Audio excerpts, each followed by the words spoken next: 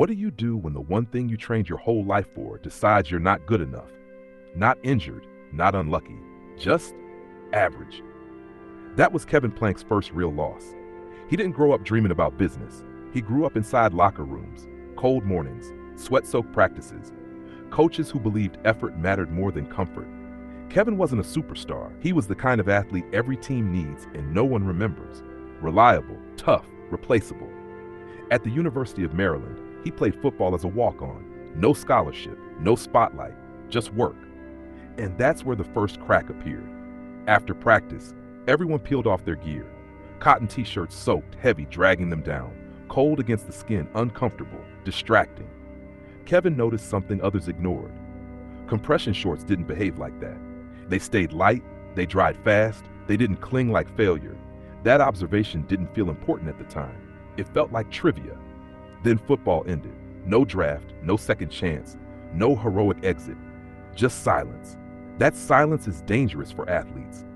Because when your identity is built on performance and performance disappears, you don't just lose a job, you lose language. Kevin didn't know how to introduce himself anymore. Former athlete is just another way of saying unfinished.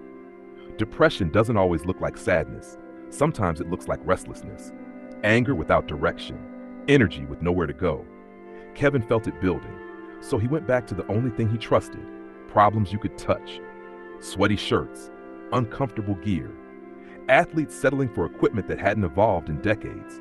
He didn't think, I'll build $1 billion brand. He thought, why hasn't anyone fixed this? That question mattered, because most people accept friction as normal. Kevin didn't. He borrowed money, maxed out credit cards, started sewing prototypes in his grandmother's basement. No investors, no mentors, no safety net, just stubborn belief that discomfort wasn't tradition, it was neglect. Early sales were brutal, cold calls, rejection after rejection. Teams laughed, buyers hung up, and every no sounded familiar. It sounded like football all over again. You're not special, you're not proven, you're not worth the risk. Kevin didn't argue, he outlasted, because when you've already lost the thing you love, you stop being afraid of losing again. This wasn't about fabric anymore. It was about refusing to be dismissed twice by the same world. Here's a question most people never ask themselves honestly. How long would you keep going if belief stopped paying the bills? Kevin Plank reached that question faster than he expected. Under Armour didn't fail loudly in the beginning. It failed quietly. Slow sales, thin margins, cash that disappeared the moment it arrived. Every small win came attached to a bigger problem. He'd land a team, then struggle to fulfill the order. He'd ship product, then wait weeks to get paid. He'd feel momentum, then open a bank statement that erased it. This is the part nobody puts in documentaries. The loneliness of being responsible not just for your dream, but for every mistake it makes.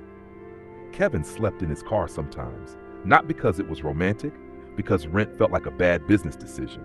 Depression crept back in, not dramatic, not obvious, just a constant pressure in the chest, the kind that whispers, you proved them right. Friends from football had moved on. Jobs, stability, clear identities. Kevin had boxes of shirts and a future that depended on people answering the phone. Most didn't.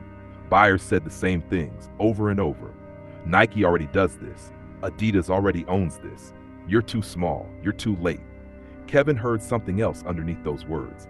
They weren't saying the product was bad. They were saying he didn't belong. That's a familiar sound to someone who walked onto a football team uninvited. So he adjusted, not the vision, but the execution. He stopped trying to convince everyone. He focused on the people who felt the problem. Linebackers, defensive backs, athletes who hated soggy cotton as much as he did. He sold one team at a time, one locker room at a time, one word-of-mouth conversation at a time. No ads, no hype, just proof. But even then, the business almost died. Credit cards maxed, debt stacking, a single missed payment away from collapse. There's a moment in every founder's life where optimism becomes dangerous.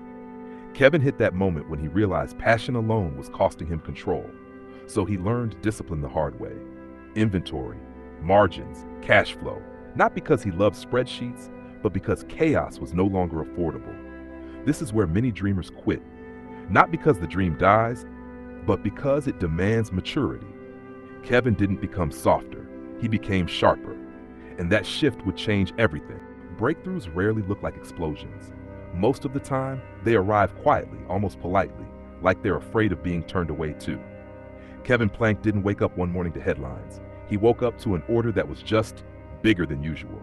Not massive, not life-changing on paper, just large enough to make failure harder. A college team wanted more shirts, then another. Then a call from someone who didn't laugh when he explained the product. That mattered, because up to that point, every conversation felt like a defense. Kevin explaining why he existed, why his idea wasn't stupid, why cotton was outdated. Now, he didn't have to explain. The athletes already knew. They wore the shirts, they trained harder, they stayed dry. They felt the difference before they understood it. That's when Kevin learned a brutal truth about innovation. If you have to convince people too hard, you're probably talking to the wrong ones. Under Armour didn't grow because the market changed its mind. It grew because the right users stopped asking for permission. Still, growth brought new problems. Manufacturing scaled faster than cash. Suppliers wanted guarantees Kevin couldn't give. Banks didn't care about momentum. They cared about history. And Kevin didn't have much of one. Every expansion felt like a gamble. Every yes from a customer came with 3 new risks. This is the part where founders start pretending they're confident. Kevin didn't. He was scared, but focused. He didn't try to look successful. He tried to stay alive. No fancy office, no brand story yet, no polished identity, just product, performance, and relentless follow-up. Under Armour didn't win hearts first. It earned trust, slowly.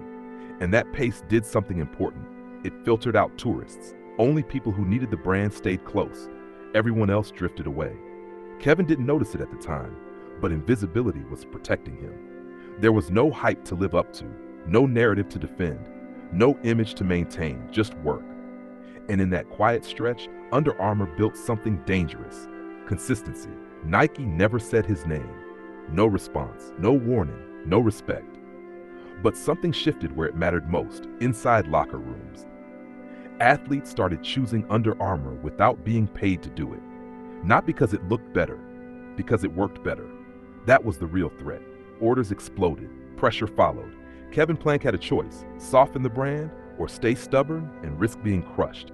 He stayed stubborn. No fashion, no lifestyle stories, just performance. Sweat didn't lie, and the product spoke louder than ads. But fighting a giant burns cash. One bad decision and the company disappears. No safety net, no second chance. Going back meant becoming invisible again. So he doubled down. No compromise, no dilution, no apology. That was the moment Under Armour stopped being the small, annoying brand and became a real problem. Sometimes stubbornness isn't denial. It's pressure applied until the world moves. Success didn't make it easier. It made everything heavier. More employees, more expectations, more ways to fail in public. Every quarter became a test. Every slowdown became a headline. People stopped asking, can Under Armour survive? They asked, how long before it falls? Kevin Plank felt it. The pressure to become safe. The pressure to become normal. The pressure to stop fighting. But normal was never the goal. Under Armour was built by refusing comfort when comfort looked reasonable.